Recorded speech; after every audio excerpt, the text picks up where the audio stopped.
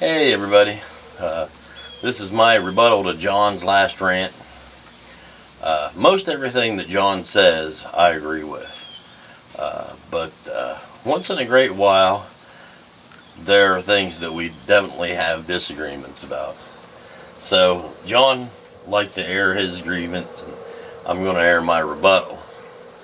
John, I'm sure you probably have thought about this before, or realized this. If you were born in, say, Israel, and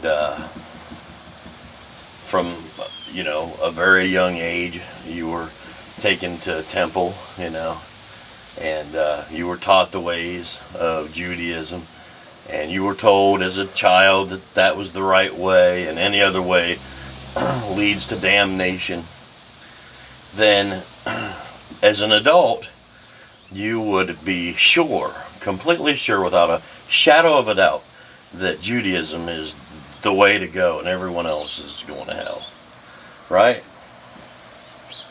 And if you were brought up in, say, Pakistan, in Pakistan you were probably taught Islam as a young child. You were taught that that was the way to go. To be a Muslim was the only way into heaven, and everyone else is going to burn in hell. And they will teach you to be afraid to think for yourself, or to doubt the religion in any way. Doubting is a sin. In every religion, in every sand religion, doubting is a sin. And so you're not allowed to think. And so as an adult, you are sure that being a Muslim, partaking in Islam, is the only way to heaven, and everybody else is going to burn in hell. And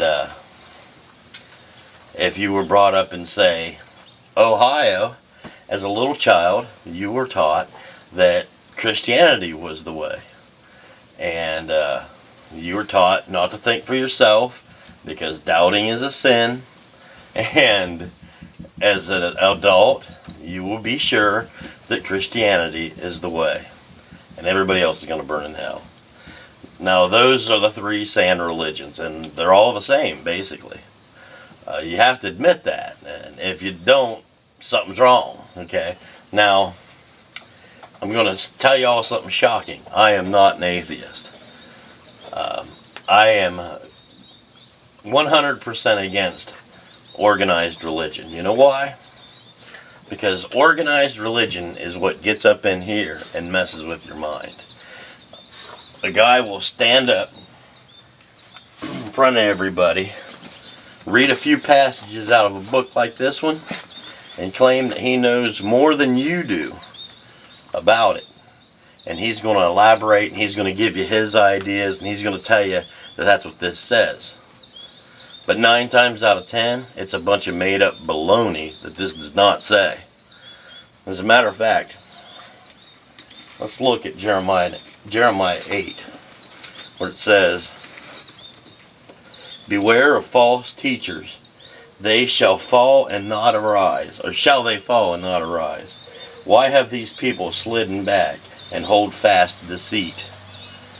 You know, you're right, John. America's going down the tubes. But I think we're being deceived of why it's going down the tubes. You want to know something else? In one of my favorite verses in the Bible is this one. It's Jeremiah 10:1-5. It says, "Do not be as the heathen. They put trees in their homes and they decorate them." Now that's shortened. You go there and look at it yourself. Jeremiah 10:1-5. And what you have to realize is, how many times have you heard Christians say, "Stop taking Christ out of Christmas"? Right? Right here it tells you not to celebrate Christmas. And you want to know something? This is Jeremiah 8, or Jeremiah 10 rather. This was written before the birth of Christ. That is evidence of one thing only. People were celebrating Christmas before the birth of Christ. No, Christians put Christ into Christmas. He didn't go there in the first place. It's not a Christmas is not a Christian holiday. As a matter of fact, your Bible warns you to not practice it. But because enough people stood in front of you and claimed they knew more about this than you did, now people believe something that this warns directly against. That kind of crap goes on all the way through all of the sand religions. Another thing is this a Christian nation? Absolutely not. Most of the founding members were not Christians. They were deists. There was at least one who was an atheist, and there's one who may have been a Muslim. But let me read you a quote from a founding father. The question before the human race is whether the God of nature shall govern the world by his own laws, or whether priests and kings shall rule it by fictitious miracles. The United States of America have exhibited perhaps the first example of government erected on the simple principles of nature.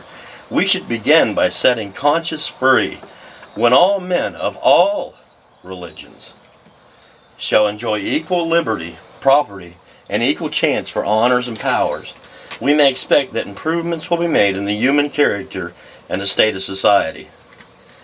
When philosophic reason is clear and certain by intuition or necessary induction, no subsequent revelation supported by prophecy or miracles can supersede it. God is an essence that we know nothing of. And until this awful blasphemy is gotten rid of, there will never be any liberal science in the world. The United States is not a Christian nation any more than it is a Jewish nation or a Mohammedan nation. Founding father, John Adams. Now, I think he was there and I think he knows. The problem is that organized religion messes you up here. And you go getting completely off track, and you don't know the truth, but you think you do, because someone stands up in front of you every Sunday and lies. You know. Now, if you need more evidence of why the United States is going down the crapper, get online or go to the library and do some research. One of my favorite little pieces of research is research the correlation of Christianity to crime. You'll find that the more Christians per capita there is in a country, the higher the crime rate, especially crimes like rape and murder. And the less Christian, the less sand religions that there is in a country, and the more towards actually non-religion a country is, the less crime there is there per capita. That right there should tell you something. If you're worried about this country going down the tubes, then we need to put superstition in its place. Again, I'm not an atheist, but my religion will not let me preach to you about it itself. I do, however, think that it's important that we get rid of all this lies and the deceit, just like in Jeremiah, just like it says, beware of these false prophets. They're all around us. And I may be in the minority, but the Bible itself says it's the majority that is wrong, not the minority. So, I don't know, I might get all beat up here. I might lose all kind of subscribers. I don't care, because I'm sticking fast. I did my research. I worked hard trying to find truth and light, and those are just a very few of the things I've found. But the last thing you want to do is just listen to someone else and believe what they say. That's the last thing you want to do. Don't believe what I say either. I gave you the verses. I told you about where I got my quote from the founding father, John Adams. You guys look it up for yourselves. And while you're at it, look up a few quotes from Hitler. You'll see he was a good Christian. But Christians will tell you he's an atheist. But look it up. Read Mein Kampf. You'll see. Your beliefs are totally skewed by someone who is lying to you. And I think that's a sad thing, but I also think that's the reason this country's going down the tubes. It's the exact opposite. They're handing you a tool to destroy your house and then pointing out that your house is being destroyed. But that's just my opinion. And I suggest that everyone out there, whether you agree with me or disagree with me, research every word that I said. And research further. And come to your own conclusions. Because thinking for ourselves is the only way out of this mess.